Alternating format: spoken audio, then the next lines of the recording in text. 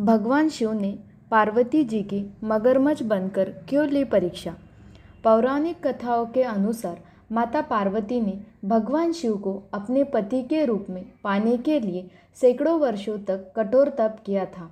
उनकी तपस्या को देखकर देवताओं ने शिवजी से देवी पार्वती की मनोकामना पूरी करने की प्रार्थना की थी।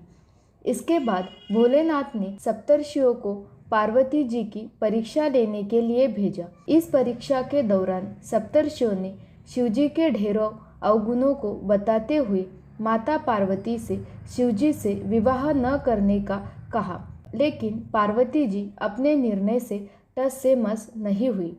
इस पर खुद भोलेनाथ ने माता पार्वती की परीक्षा लेने का निर्णय लिया। माता पार्वती के तप से प्रसन्न होकर शंकर जी उनके सामने प्रकट हुए और उन्हें वरदान देकर अंतर्ध्यान हो गए।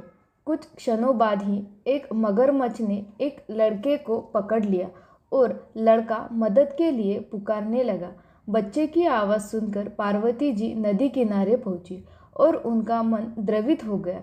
इस बीच लड़के ने माता पार्वती को देखकर कहा कि मेरी न माँ है, न बाप, न कोई मित्र ही है। माता, आप ही मेरी रक्षा करें। इस पर पार्वती जी ने मगरमच्छ से कहा कि ग्रास इस लड़के को छोड़ दे। इस पर मगरमच्छ ने कहा कि दिन के छठे पहर जो मुझे मिलता है उसे आहार बनाना मेरा नियम है। पार्वती जी के विनती करने पर मगरमच्छ ने लड़के को छोड़ने के बदले में पार्वती जी के तप से प्राप्त वरदान का पुण्य फल मांग लिए। इस पर पार्वती जी तैयार हो गई। मगरमच्छ ने बालक को छोड़ दिया और तेजस्वी बन गया। अपने तप का फल दान करने के बाद पार्वती जी ने बालक को बचा लिया और एक बार फिर भोलेनाथ को प्रसन्न करने के लिए तप करने बैठ गए। इस पर भोलेनाथ दोबारा प्रकट हुए और पूछा कि तुम अब क्यों तप कर रही हो? मैंने तुम्हें पहले ही मन मांगा दान दे दिया है। इस पर पार्वती जी ने अपने तप का फल दान करने की बात कही।